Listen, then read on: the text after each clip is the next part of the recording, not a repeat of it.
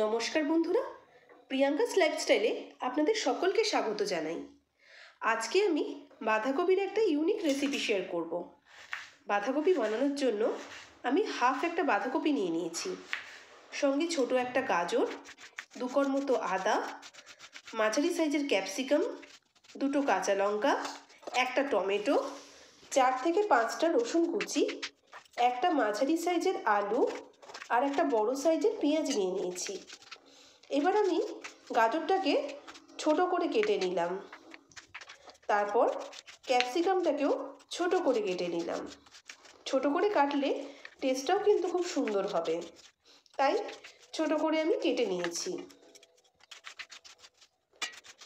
এরপর টমেটোটাকেও আমি ছোট ছোট করে কেটে নিচ্ছি।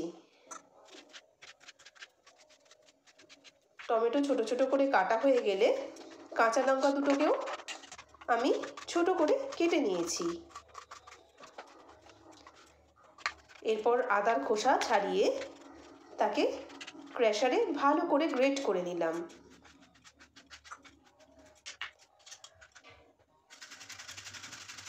আদা গ্রেট করার পর সেটাকে আমি একটা আলাদা বাটিতে সরিয়ে রাখলাম।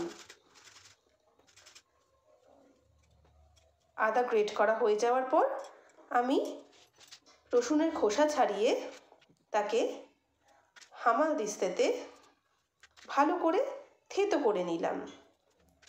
আপনারা চাইলে এখানে রসুন বাটাও ব্যবহার করতে পারেন। রসুন ভালো করে থেঁতো করে নিলে তার গন্ধটা খুব সুন্দর বেরোয়, তাই আমি এখানে রসুন থেঁতো করা অবস্থাতেই নিয়েছি। এরপর আলুর খোসা ছাড়িয়ে ছোট ছোট করে টুকরো করে নিলাম। তারপর পেঁয়াজের খোসা ছাড়িয়ে সেটাও আমি খুব সুন্দর করে ছোট ছোট করে কেটে নিয়েছি। পেঁয়াজ এবং আলু দুটো আমি কেটে আলাদা পাত্রে রাখলাম। সব সবজিগুলো আমি আগে থেকে ধুয়ে রেখেছিলাম। এরপর আগে থেকে ধুয়ে রাখা বাঁধাকপি কেটে নিলাম।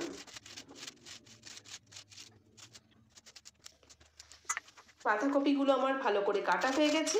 তারপর আমি প্রেসার কুকারের মধ্যে বাঁধাকপি দিয়ে ও তার সাথে পরিমাণ মতো জল দিয়ে তাকে আমি সেদ্ধ করতে বসালাম।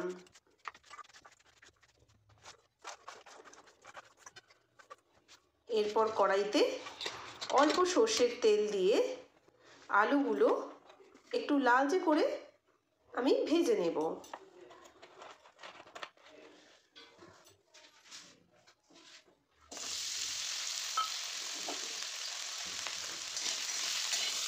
আলুগুলো ভাজা হয়ে গেলে ওর মধ্যে আমি পেঁয়াজ কুচো দিয়ে ভেজে নেব। আলুগুলো লাল করে ভেজে নেওয়ার পর এখানে আমি পেঁয়াজ কুচি অ্যাড করলাম। পেঁয়াজগুলোকে কিন্তু খুব লালচে করে ভাজার দরকার নেই। কাঁচা গন্ধটা চলে গেলে বাকি সবজিগুলো দিয়ে দিলাম ও নাড়াচাড়া করতে লাগলাম।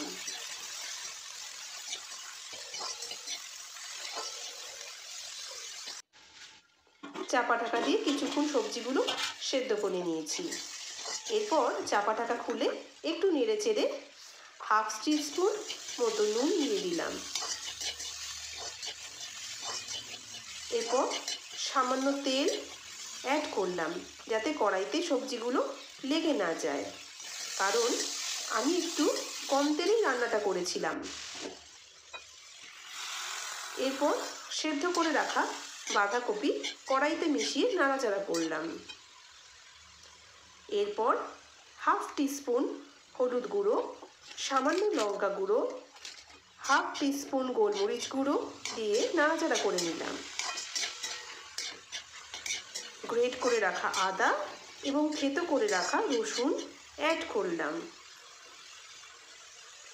এরপর ভালো করে নাড়াচাড়া করতে থাকলাম যতক্ষণ না পর্যন্ত কাঁচা রসুনের গন্ধ চলে যায়। এরপর গ্যাস বন্ধ করে দিয়ে একটা পাত্রে ঢেলে রাখলাম। গরম গরম রুটির সাথে পরিবেশন করলাম। আমার বাঁধাকপির তরকারি রেডি হয়ে গেছে।